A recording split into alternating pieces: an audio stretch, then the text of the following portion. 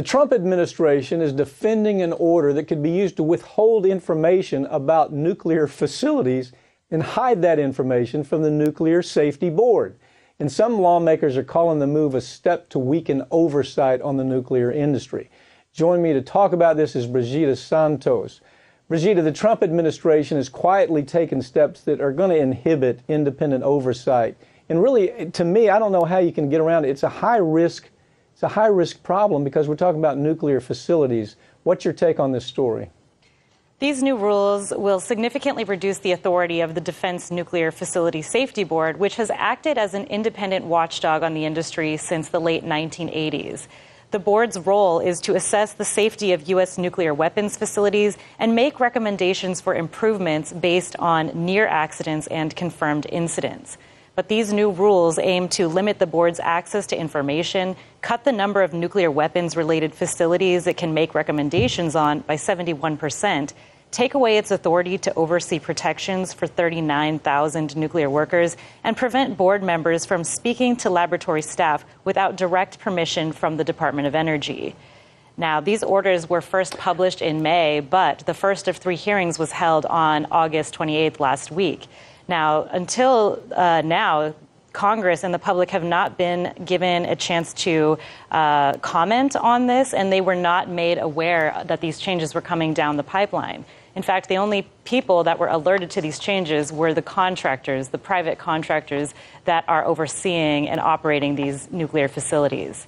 Brigida, members of the Defense Nuclear Facility Safety Board, both Democrats and Republicans, have been united in their criticism of the Energy Department's order. I mean, understandably. I mean, all you have to do is look at the meltdowns that have taken place across the world. I mean, Chernobyl, now we're feeling the effects of Chernobyl in the U.S. The truth is, you can't safely do this if there's anybody that's kept in the dark. This has to be something where people at every level know about potential problems. But here, this is just the opposite of that. What is your take on that?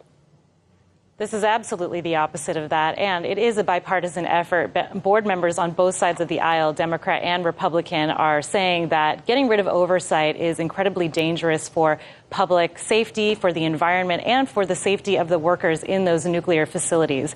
So they want to suspend this rule and at least give the public and Congress the appropriate time to comment and weigh in on whether this should move forward or not.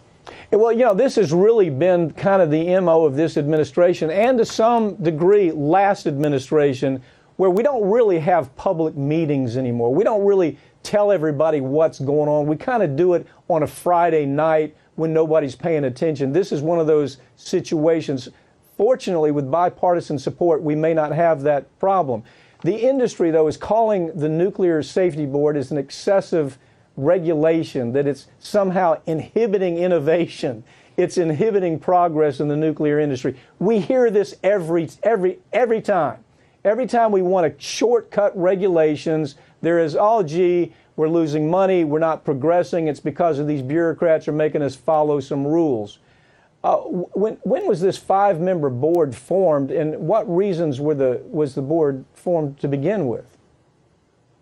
This board was formed in 1988 toward the end of the Cold War, and the reason it was formed was to oversee the Department of Energy's nuclear complexes, which lacked accountability and were riddled with problems, including poor safety conditions and radiological contamination.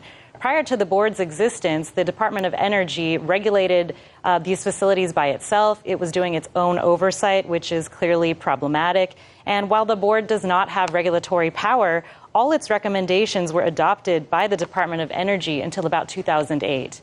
Is the order consistent with the Atomic Energy Act? I've got about a little less than a minute. What is your take? Is there consistency here? The board members say that it is not consistent at all with the act.